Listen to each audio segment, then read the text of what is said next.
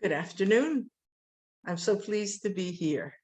And I have come this afternoon for yet another presentation in this TESOL conference that we have been able to follow. And as you can see, my topic for today is students-centered large interactive classes. You see, the emphasis is on students in the plural. And I know that many people do have large classes. And in the large classes, like in this picture, very often the students are disengaged. The focus is on the teacher, but many of them are not paying attention. You can see they're looking somewhere else. So we want to change this situation and get our students more active, make the classes interactive. My name is Yanick Douyon. I am an English language fellow. And as many of you know, this is a program of the Department of State that is in collaboration with many of the embassies coordinated through the Department of State. And I am at the University of Nouakchott, teaching English in Mauritania. So today I have come with specific objectives of what to discuss with you. The first of the objectives is to discuss students-centered teaching, emphasis on the plural again. So I want to describe what I mean by this. Then I want to discuss the reasons why I believe it's good for us to use student-centered teaching. And then I want to suggest and maybe try to use, in very short time we have, some activities that you can use in class that are very good for students to keep them involved in the class. If I start with the definition, if you were to check in Google or some other search engine for student-centered, you would find it in the singular. And you'd find definitions that fit something comparable to this. Student-centered means that the classes are individualized for each student, that there are student choices about learning that would allow options for the students. And I'm giving this a little bit different definition because I'm making it plural, not really individualizing things for each student, but do think about the possibility of allowing some student choices. The more the students can be involved, the more they feel that they have a stake in what is going on, the better their learning will be. So my focus is on students in the plural, where all students will participate actively in learning of English. We've got old methods of learning and new methods. I certainly learned by the old methods, and I bet many of you did also. In the old methods, people were told to memorize, and you're learning a language. There will be some grammar rules to memorize. There will be some vocabulary to memorize. But instead of spending time memorizing them verbatim, what we want to do is to allow the students to learn them by memory from their use. Because the students know they don't need to memorize a huge number of vocabulary terms or very specific grammar rules. They're using the internet, and they're going to use it more and more. In the old method, students would listen and repeat.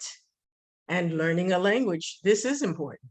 We're not going to abandon listening and repeating, but we're going to go beyond, after listening and repeating, to use what probably is true in most classes already, to apply what they have listened and what they have repeated, and then to innovate, to be able to have different kinds of conversation, different kinds of things that they will produce themselves.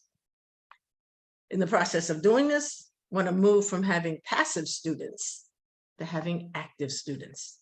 If they're passive, the learning really is minimal at best. One saying that tells us about what's going on in the world is the future belongs to those who learn more skills and combine them in creative ways. This is true for learning a language. They've got to have the skill, and they've got to be able to combine them in the creative ways that are presented to them. The ways that are going to be presented to them are not going to be exactly what they had in the classroom. That's inevitable. So again, I talk about old and new ways, but now I'm talking about the methods that are old and new. In the old methods, the top students were engaged, and most teachers were among the top students. Now we want to say that all students are responsible for their own learning. In the old methods, it reached a few students, probably those top students who were engaged. Now we want to talk about a variety of methods. We know in education, we have different ways that people learn. Among the major ones of these are those who are visual learners, auditory learners, kinesthetic learners, and there are more. So we want to use a lot of methods, and these methods really are good for everyone because we all have the different traits within us. We just have some that are more important than others. In old ways, sometimes we were only learning for the test. Now we want to learn for long term. Not just the test that is today and then forget about it, but to keep learning, to become lifelong learners is really the goal. The reasons why to change? Well, I'm going to propose to you some specific ideas, and this is also a technique that you can use in class. I'm going to ask you about why should we change? In the beginning of class, or at any point in class, really, depending on what you're doing, you can get students engaged with a simple activity like this. Give a statement and ask if they agree or disagree. And they've got to do something. Give a thumbs up if they agree, a thumbs down if they disagree. If they're not too sure, a shrug will do. But get your students to really be participating. Not a little simple thumbs up in a shy way, but thumbs up, obvious, so we see it, so we know what you have said. Everybody's got to be engaged. So statements I want to check with you for now. See what you think. Reasons to change the student-centered learning. Students will learn better. Yes, I do believe students will learn better. They learn better because they are participating. If they are passive, they're not learning very much.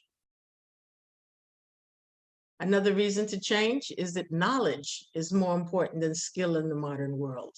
What they know is not that important because they can get the information, but the skill in using it is what is important. And a third statement, it will be easier to teach. Yes, student-centered learning is good for the students, but it's also good for the teacher. You know, as a teacher, you get burned out pretty quickly if you are the one expending most of the energy. When the others are spending energy, you're saving a little bit of yours. So it gets easier to teach. And also, when you see the students engaged and active, you kind of draw some of that energy to yourself. And the students learn more. It is easier for you to teach. One more thing about the old model and the new model. The old model, what you see on the left, the teacher is the star. Everything is going from the teacher to the students. We want to move to the second diagram. The teacher is still there. The teacher is still involved, and the teacher is responsible. But the interaction is going from teacher to student, from student to student. Therefore, there is a lot more activity going on. It can be a big change, and it will take some adjustment, but the learning will improve, and the teacher, after they get used to a different system, if they haven't used something like this before, the teacher will be a better teacher and will feel better for it. Another activity familiar to many people already is think, pair, share. I want to add a little bit to this because I'm talking about large classes that are interactive. Think, pair, share is already interactive. The first part, thinking individually. This is particularly important to keep students engaged. You know that in many classes, the teacher will ask a question or try to get an example from the students, and immediately 2 or 3 shoot up their hands and ready to give an answer. The others who are more reluctant, who don't know quite as much, Not only do they not answer quickly, they don't bother to think. They figure out somebody else is going to give the answer. I don't need to really give it much effort. But if you're doing a think, pair, share activity, you're giving them a little time. It may be half a minute, 2 or 3 minutes to think individually. So now they've got time to think, and they also have the responsibility to think. After they have done that individually, they will pair with one partner, and they want to share something. They don't want to seem like they are completely incapable. So there will be more participation, especially after they become used to the system. For large classes, I want to throw in maybe one extra useful possibility. After having pairs, now I'm calling it square, where you get 2 pairs. So you've got 4 students working together. It's enriching, enlarging the possibilities among their ideas. And it also gives more of an opportunity for when you get to the final part for sharing in class. More students are going to feel that they were a part of the groups that share. And I do want to say every group does not need to share every time. It's going to become very repetitious. But remember, if you've had one group share this time, next time, call on some other groups so that there will be larger number of people who are involved in the class activities. A little humor for what has happened to many of the classes. See these 2 kids. One of them says, I taught Stripe how to whistle, pointing to his dog. Next one goes down and listen near the dog and say, I don't hear him whistling. So the first one says, I said I taught him. I didn't say he learned it. That's happening in some of the classes. And this is what we want to avoid. Not just the teacher believing that he or she has taught, but that there is some demonstration that the student has learned. Much of this can happen in group work. Again, in the group, everybody must give something. And there's a difference in the kind of activity. Albert Einstein points to this in a quotation where he says, everybody is a genius. But if you judge a fish by its ability to climb a tree, it will live its whole life believing it is stupid. Don't want the children in our classes, the students in our classes, to have this attitude. Doing group work makes them participate and giving something of what they know, something of what is their ability. In group work, the suggestion is to have 3 or 4 in a group. When you start to have larger groups, 6, 7, 8 or more, you're going to have some who are not participating. A few will dominate and the others just sit back and again become passive. When you're doing group work, it's often good to give a role to each of the students. Often you want to have a writer, someone who simply takes down on paper what each of the members of the group has contributed. Have a speaker. You want to share some of the work with the rest of the class. So a different person will be responsible to speak. Another possible role, these will change depending on your activity, is a participation manager, someone who is checking that everyone has done something to participate. It's going to ask each member, what do you say? What do you think? And this is kind of giving them a little push to say something. Sometimes it'll be repetition, but they've at least contributed. For some work, maybe you'll need a monitor, somebody who'll collect the work, maybe somebody who's controlling discipline, that everybody is on task. I'm not talking about the weekend. Sometimes you want an artist. Doesn't have to be great, fantastic art. Little stick figures work makes the students a little bit more engaged, maybe a little more amused. A noise supervisor can be important. It's a large class. Many people are talking, so they need to keep their voices down. Sometimes a timekeeper. Make sure that each part of the assignment is complete.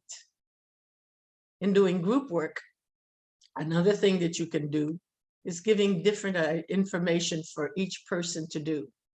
So perhaps even though you have a speaker, maybe at times you want a different speaker so that each person within the group or a couple of people in the group are giving one part of the answer. Another way to get your group work going is to have one group or one presenter within a group to quiz the rest of the class. Have them ask the questions to see how well the students understood the assignments. Another suggestion for when they're doing group work, maybe to label parts of things as they're learning the names of things in English. In group work, maybe one person will do the drawing. It could be a person for all of the members of the class, or maybe some will draw a person to label parts. Some will draw an animal like a dog. And you know, some parts will be the same. An animal or a dog, they each have eyes, ears, they each have a head, or maybe something very different, like a house or a tree. Another member of the group could label the parts after the initial person has done the drawing. A third person reports to the group. You can also challenge when you have had group work, not simply to tell you what they have done, but now asking them questions. They've drawn a body of a person, just say, in your drawing, what do you have one of? Only one head, one nose, one mouth? What do you have two of? What is at the top of the picture? The bottom part of the drawing? What can you do with your hands, with your feet? And there can be multiple answers, even your elbow.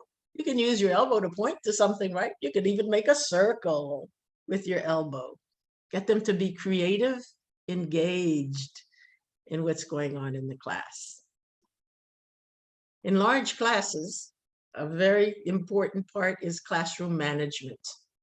So if you've got large classes, having everyone engaged, give them different guidelines, different responsibilities, so they know what to do in class. I believe it's a good idea to have the students participate in deciding what the guidelines will be. Also, that they should know what the consequences are. You know, if you push a book off the table, it's going to fall. That's not a punishment. I disagree with the word punishment for what's happening in class. But if something is a violation of the rules, there will be consequences. Also, in large classes, the activities that can involve more students is to have the teacher rely on others. For some simple activities, the students give each other grades or marks. It could be simply like correct or incorrect. If the students have done some writing, having them share between individuals or among groups to proofread. That way they learn from each other, and it also gives the teacher a little bit of a break for having fewer things that need to be corrected. Peer teaching is among the most important ways that people learn. When there's peer teaching, students explain things to each other. And you know, you've said it, and somehow they still miss it. But when they hear it from someone else, from another person in the class, it's going to be clearer for them. They discover things in a better way when they're sharing the ideas. It's developing a skill. Students are learning how to explain, how to cooperate with each other. This helps to reinforce the learning of whatever topic is at hand. And it's so cool when they have that, aha, I got it moment. In education, they tell us that the student retention rate can be shown in a pyramid. So retention after a few days is the least when there has simply been a lecture that the teacher has been explaining to the students. The retention goes up with reading if there's been audiovisual demonstration, a discussion, but the best retention is when you teach others. So students are teaching each other, even if it's simply a repetition of what you have said, the speaker and the learner are getting the information in a better way. Another activity that involves all students. Again, you're making a statement and you're going to ask, is it true or is it false? You can go on to a higher level and say why. Before we did thumbs up and thumbs down, perhaps you could have the students suggest something else. You sit if it's false, you stand if it's true. Maybe you give a high five when you agree. Maybe, no, this is wrong. You X that one out. Ask the students. Their involvement, their buying into the process helps them. So here's some statements, whether you think they are true or they're false. Attendance improves with students-centered learning. Obviously, if a student is sick, they cannot be in attendance. But when the students buy into the class, they're more interested. They don't want to miss something. There could be an improvement in the attendance, at least a minor improvement in the attendance. True or false? In student-centered thinking, there's less critical thinking. Talked about peer teaching, peer learning. There is more critical thinking. But some of the times this has to be designed by the teacher. Another statement, the students become lifelong learners. It helps. They're learning that they don't simply get something from the teacher. They get it by themselves. They learn it from each other. Another statement, the students, not the teachers, are more satisfied. A little bit of a trick question. Yes, the students should be more satisfied, but I think the teacher also will be. All students are getting all students involved. Another possibility of giving multiple choice questions. They can do bodies, they can use their bodies to do numbers or letters and make them fun. Here's the letter A as you point your arms above your head. The letter B, a shape like this. Letter C, all right, they get the students to say that. If they're working in a group, now they need to share and agree on one answer. Example, the present progressive must have A, ing, B, ed, cs. Advanced students, the best synonym for the word beautiful, outstanding, interesting, handsome. Some discussion could happen around that. They may not all agree. In instruction, you need to be able to keep things moving. It said that the memory can only hold 7 pieces of information.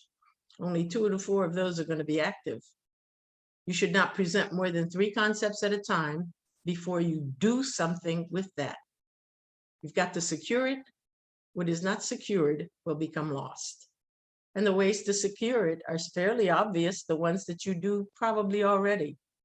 You apply the concept, you connect to previous information that they have learned, you do something for application so that they will be ownership of the concept you have taught.